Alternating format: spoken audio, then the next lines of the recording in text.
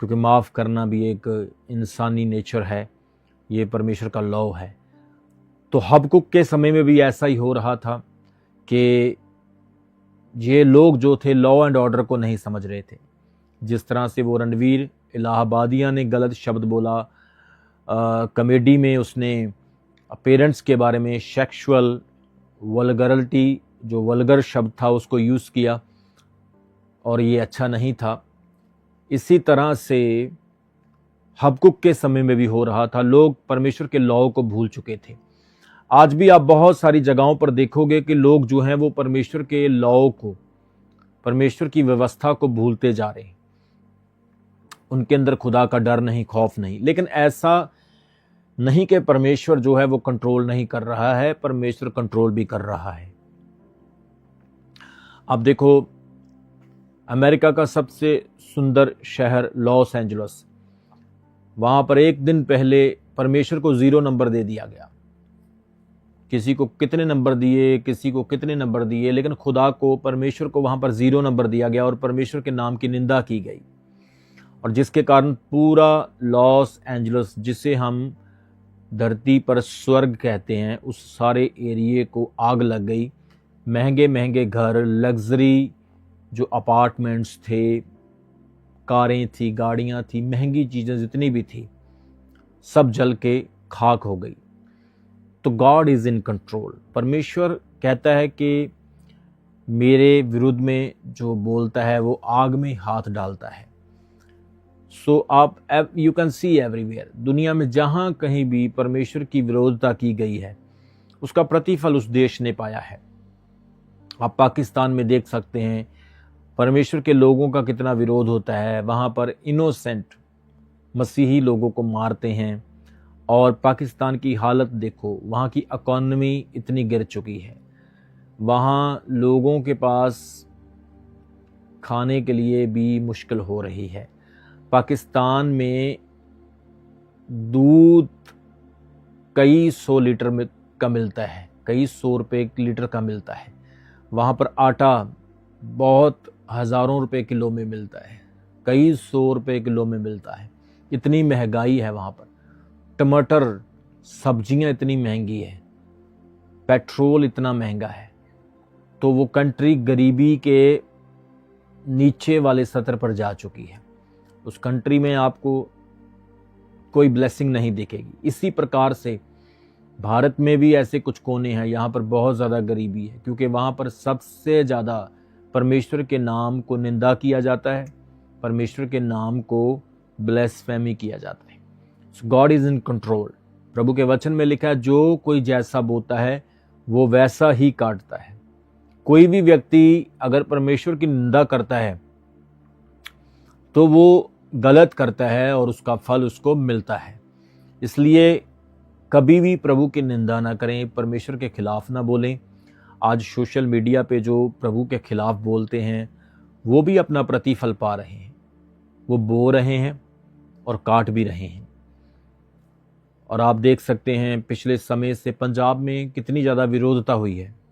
मैं हमेशा पंजाब के लिए प्रार्थना करता हूं कि परमेश्वर हमारे पंजाब को आशीष दे, क्योंकि हम यहीं पर पैदा हुए हैं, यहीं पर पले बड़े और पढ़ाई की है, बड़े हुए हैं। और मैं पंजाब के लिए हमेशा प्रार्थना करता हूं। परमेश्वर पंजाब को ब्लेस करे, हमारे सभी धर्मों के, सभी पंजाब के लोगों को आशीष दे। तो I always pray for the Punjab. तो आप देखें, जब से पंजाब में परमेश्वर का विरोध होने लगा, पंजाब कितना नीचे गया है। कितने सारे कन्फ्लिक्ट्स पंजाब में हुए हैं, बहुत सारी प्रॉब्लम्स पहले से बढ़ गई।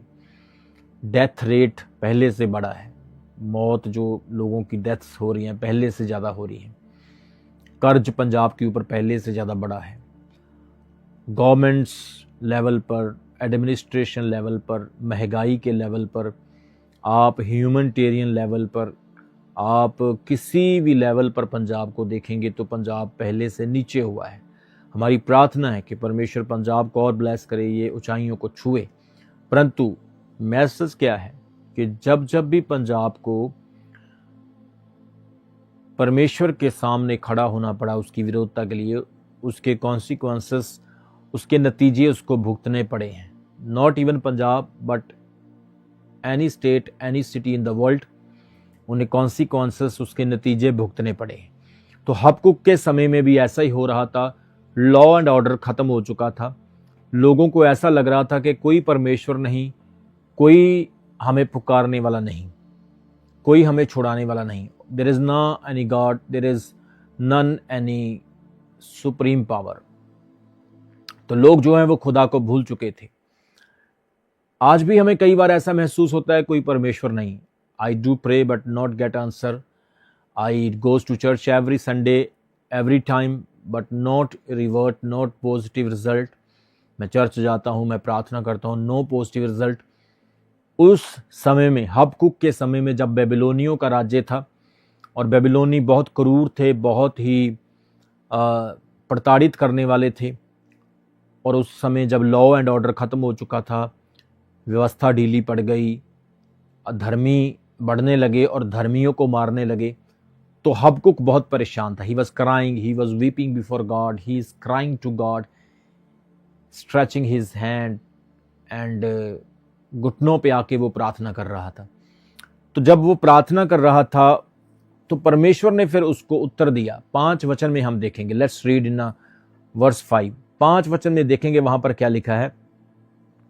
प्रभु ने उसको कहा, उसकी सारी बात सुनने के बाद, उसकी सारी रिक्वेस्ट सुनने के बाद प्रभु ने उसको उत्तर दिया, जाति जाति की ओर चित्त लगाकर देखो और बहुत ही चकित हो, क्योंकि मैं तुम्हारे ही दिनों में ऐसा काम करने पर हूं कि जब वह तुमको बताया जाए तो तुम उसकी प्रतीति ना करोगे। देखो, मैं कसदियों को उभारने पर हूं। वे क्रूर और उतावली करने वाली जाति है, जो पराये वास स्थानों के अधिकारी होने के लिए पृथ्वी भर में फैल गए हैं। वे भयानक और डरावने हैं। वे आप ही अपने न्याय की बढ़ाई और प्रशंसा का कारण हैं। उनके घोड़े चीतों से भी अधिक वेग से चलने वाले, सांझ को अहेर करने और हुंडारों से भी अधिक क्रूर हैं। उनके सवार दूर दूर कूदते फांदते आते हैं। हाँ, वे दूर से चले आते हैं और अहेर पर झपटने वाले उकाब के समान झपटा मारते हैं। वे सब के सब उपद्रव करने के लिए आते हैं। सामने की ओर मुख किए हुए वे सीधे बड़े चले आते हैं और बंदियों को भालू के किनकों के समान बटोरते हैं। राजाओं को ठट्ठों में उड़ाते हैं और हाकिमों का उपहास करते हैं। वे सब दृढ़ गढ़ों को तुच्छ जानने वाले, क्योंकि वे दमदमा बांधकर उनको जीत लेते हैं। वे वायु के समान चलते हैं और मर्यादा छोड़कर दोषी ठहरते हैं, क्योंकि उनका बल ही उनका देवता है। और जब आप 2 अध्याय उसके 1 वचन में पढ़ोगे, वहां पर परमेश्वर फिर हबकुक को उसकी शिकायत के बाद उत्तर देता है, मैं पहरे पर खड़ा रहूंगा और गुम्मट पर चढ़कर ठहरा रहूंगा और ताकता रहूंगा कि मुझसे वह क्या कहेगा। मैं अपने दिए हुए उलाहने के विषय में क्या उत्तर दूं। यहोवा ने मुझसे कहा, दर्शन की बातें लिख दे, वरन पट्टियाओं पर साफ साफ लिख दे कि दौड़ते हुए भी वे सहज से पढ़ी जाएं। इतने बड़े अक्षरों में लिख के कोई पढ़े, दौड़कर भी पढ़े, तो वो सारी बातें पढ़ी जाए। हम देखते जब हम पढ़ते हैं तो हम बड़े ध्यान से पढ़ते हैं ताकि कोई अक्षर जो है हमसे स्किप ना हो जाए। लेकिन प्रभु कहता है तू इतना बड़ा बड़ा लिख दे कि कोई दौड़कर भी उसको आराम से पढ़ सके,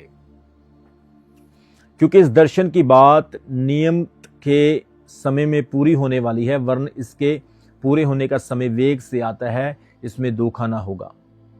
चाहे इसमें विलंब भी हो, देरी भी हो जाए, तो भी उसकी बाट जोहते रहना, तो भी उसका इंतजार करना, क्योंकि वह निश्चय पूरी होगी, वह पूरी होकर रहेगी, प्रभु कहता है।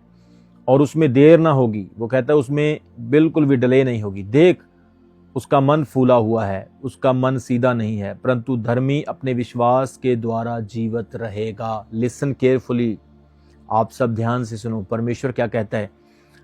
वो कहता है उसका मन फूला है, वो बुरे मार्ग पर है। तुम प्रभु की बाट यो हो, उसका इंतजार करो और देखो, परमेश्वर विश्वास करने वालों के साथ है और धर्मी जन अपने विश्वास से जीवित रहेगा। प्रभु कहता है धर्मी जन को कोई भी छू नहीं सकेगा, धर्मी जन अपने विश्वास में मजबूत रहेगा, बना रहेगा। और 5 में कहता है, दाख मधु से धोखा होता है, अहंकारी पुरुष घर में नहीं रहता है, और उसकी लालसा लोक के समान पूरी नहीं होती है, और मृत्यु के समान उसका पेट नहीं भरता। वह सब जातियों को अपने पास खींच लेता है, और सब देशों के लोगों को अपने पास इकट्ठे कर लेता है। और प्रभु 6 वचन में कहता है, क्या वे सब उसका दृष्टांत चलाकर और उस पर ताना मारकर ना कहेंगे, हाय उस पर जो पराया धन छीन छीन कर धनवान हो जाता है, कब तक? हाय उस पर जो अपना घर बंधक की वस्तुओं से भर लेता है, जो तुझसे कर्ज लेते हैं, क्या वे लोग अचानक ना उठेंगे? क्या वे ना जागेंगे जो तुझको संकट में डालेंगे? क्या तू उनसे लूटा ना जाएगा? तूने बहुत सी जातियों को लूट लिया। अब परमेश्वर उन लोगों को कंप्लेंट कर रहा है, परमेश्वर उन लोगों को बुरा कह रहा है जिन लोगों ने लॉ ऑर्डर को खत्म किया, जिन्होंने न्याय को नाश किया, जिन्होंने परमेश्वर की व्यवस्था को टाल दिया। परमेश्वर उन लोगों से कंप्लेंट कर रहा है, प्रभु उन लोगों को चेतावनी दे रहा है। तो बाइबल में हमने इस वचन में पढ़ा है कि परमेश्वर कहता है तुम्हें घबराने की जरूरत नहीं है, तुम्हें अपना मन अपना दिल नहीं छोड़ना है, क्योंकि मैं सब जान चुका हूं, मैंने सब कुछ देख लिया है, और मैं हर चीज का न्याय करने वाला हूं। ठीक है, परमेश्वर की योजनाएं क्या है? परमेश्वर एक अध्याय उसके 5 वचन में कहता है, तुम जातियों के बीच में दृष्टि करके देखो और अचंभित हो, क्योंकि मैं तुम्हारे ही दिनों में एक ऐसा काम करूंगा कि यदि कोई तुमसे कहे तो तुम उस पर प्रतीति ना करोगे। वो कहता है मैं एक बड़ा काम करने वाला हूं। भले ही धर्मी को कष्ट दिया जा रहा है, उसको सताया जा रहा है, परंतु तुम्हें घबराने की जरूरत नहीं। मैं तुम्हारे लिए एक बड़ा काम करूंगा, और तुम अचंभित मत होना, पर इस पर प्रतीति करना, इस पर विश्वास करना। परमेश्वर ने हबक्कुक को धैर्य रखने के लिए कहा, विश्वास रखने के लिए कहा। और 2:4 में वो कहता है, देख जो घुमंडी हैं उनका मन सीधा नहीं रहता, परंतु धर्मी अपने विश्वास से जीवित रहेगा। सो मेरे प्रियो, इस वचन में परमेश्वर कहता है कि पापियों का अंत है, दुष्ट हमेशा नहीं बने रहेंगे, दुष्ट का एक समय है, दुष्ट दुष्टता करेगा। जितने प्रकार की दुष्टताएं आप देखते हैं वो दुष्टता करेगा, परंतु इस चीज को याद रखना कि उसकी दुष्टता हमेशा नहीं बनी रहेगी। तो अब आप देखिए, जिन बेबीलोनियों ने अपना साम्राज्य चलाया, क्या आपको वो बेबीलोनी दिख रहे हैं?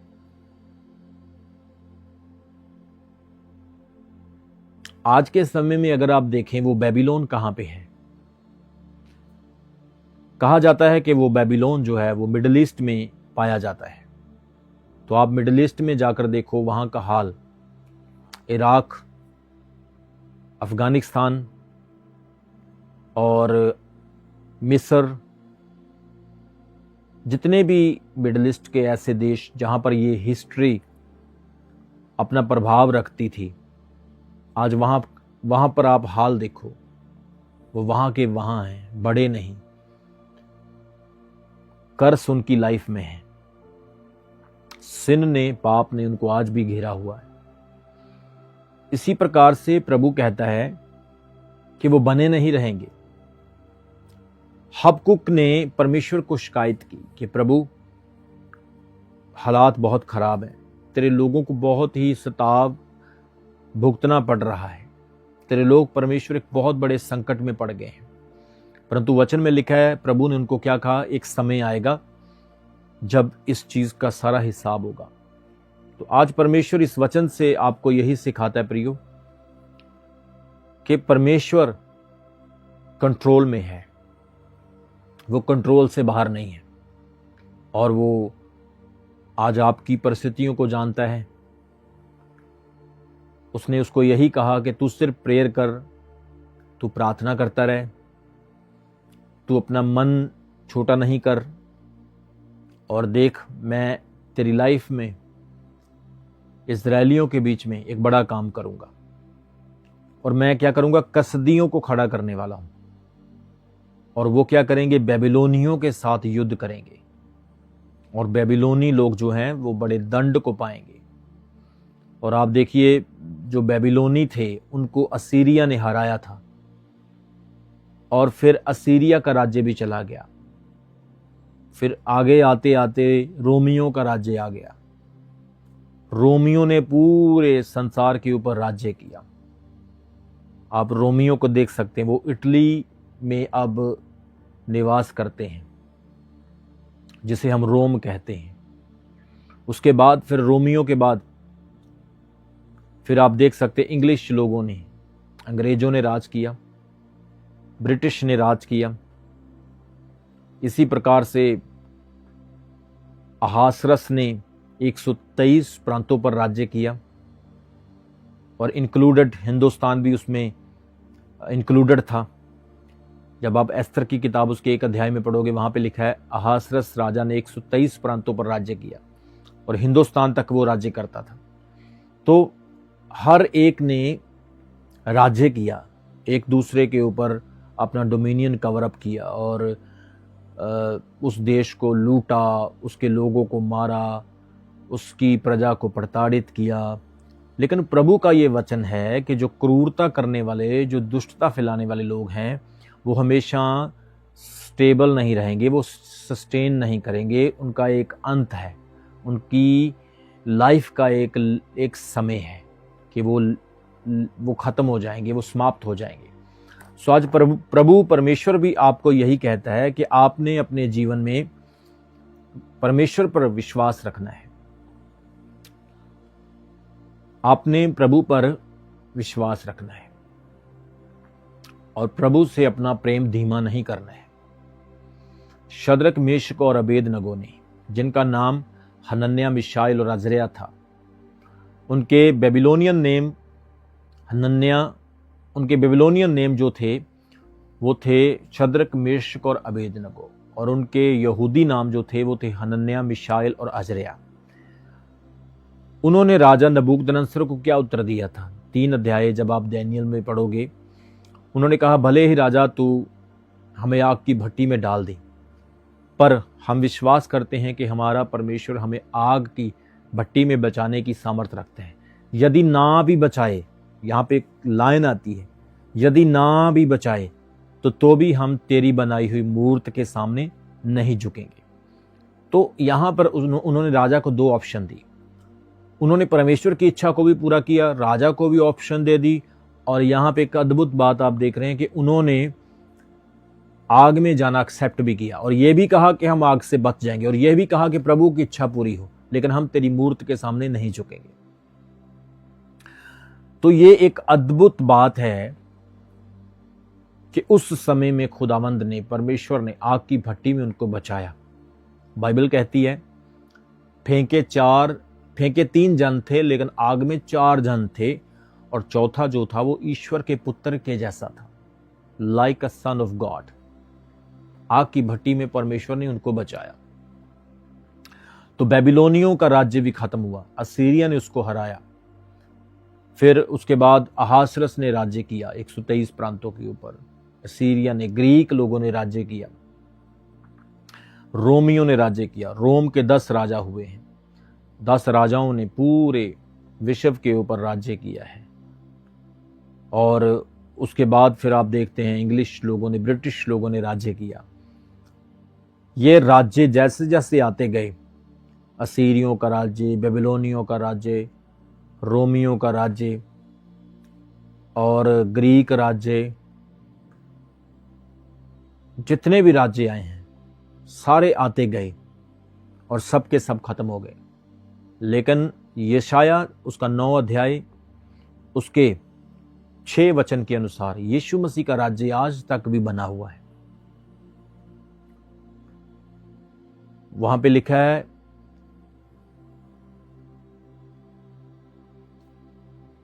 कि उसका राज्य सदा सदा का होगा, प्रभुता उसके कांधे पर होगी।